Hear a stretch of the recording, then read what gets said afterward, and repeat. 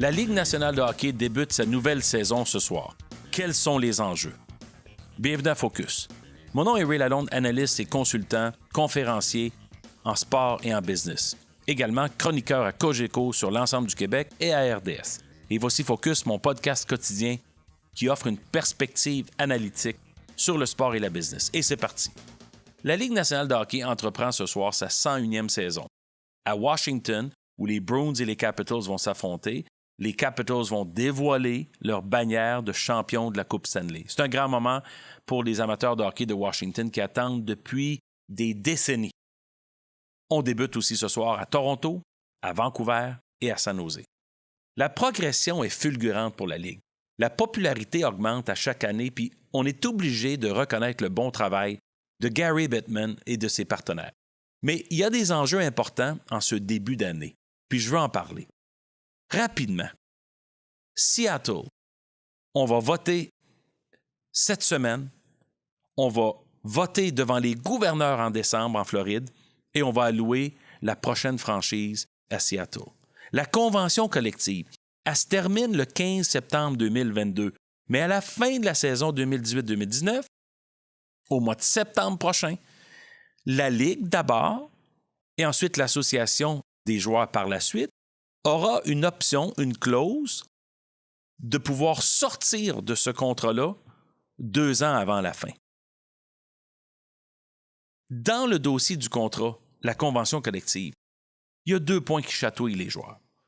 La taxe escrow qu'on appelle, c'est-à-dire le fonds séquestre, l'argent mis de côté qui permet aux propriétaires de se protéger par rapport au pourcentage qu'ils doivent aux joueurs, bien, ils se protègent en gardant une retenue sur le salaire des joueurs jusqu'à la fin de la saison.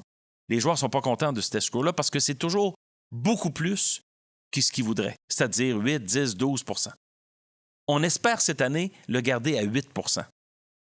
Mais ça demeure un point sensible pour les joueurs. L'autre, c'est la participation aux Jeux olympiques. Parce qu'on a raté notre coup à Pyeongchang, les joueurs veulent absolument faire partie des Jeux olympiques 2022 à Pékin, en Chine.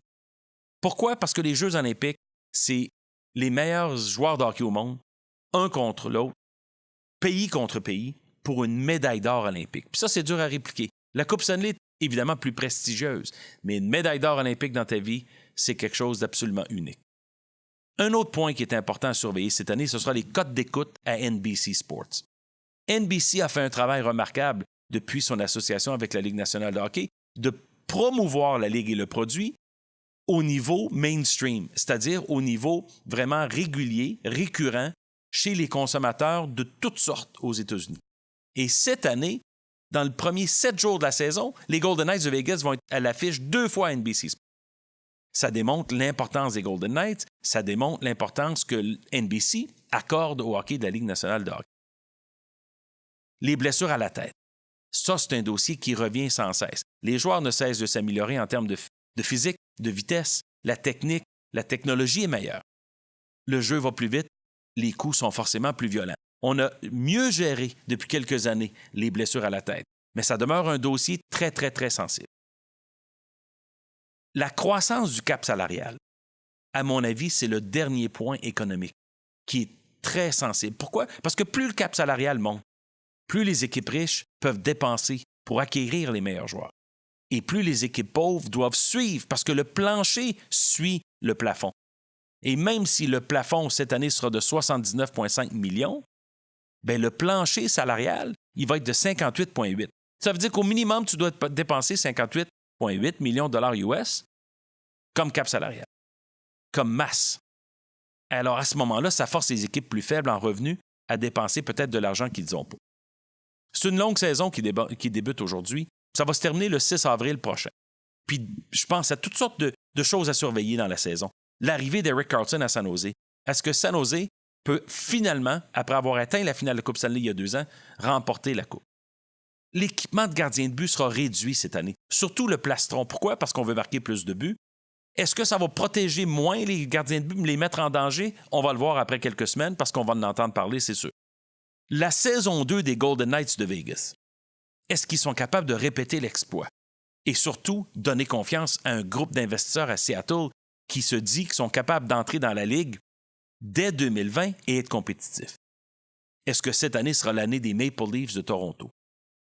Les Maple Leafs de Toronto n'ont pas gagné la Coupe Stanley depuis 1967. Johnny Bauer devant le filet pour battre les Canadiens. C'est la dernière fois.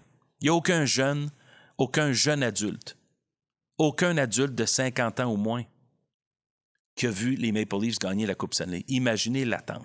C'est bientôt, parce qu'ils ont toute une équipe de jeunes.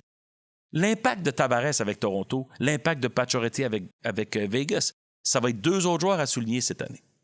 Finalement, un petit point intéressant, intriguant. Le retour des Whalers d'Hartford. Effectivement, pour un soir le 23 décembre, les Hurricanes de Caroline vont porter l'uniforme des Whalers de Hartford contre les Bruins de Boston, l'adversaire coriace de la division Adams de l'époque. Donc, un retour. Est-ce que le retour des Nordiques se fera un jour bientôt? On l'espère. Vous étiez à l'écoute de Focus. Suivez-moi sur Twitter @RealRealAlone. Partagez le podcast avec vos amis et collègues. SoundCloud, YouTube, Facebook. Merci d'avoir été là. Ici Real Alone. À très bientôt.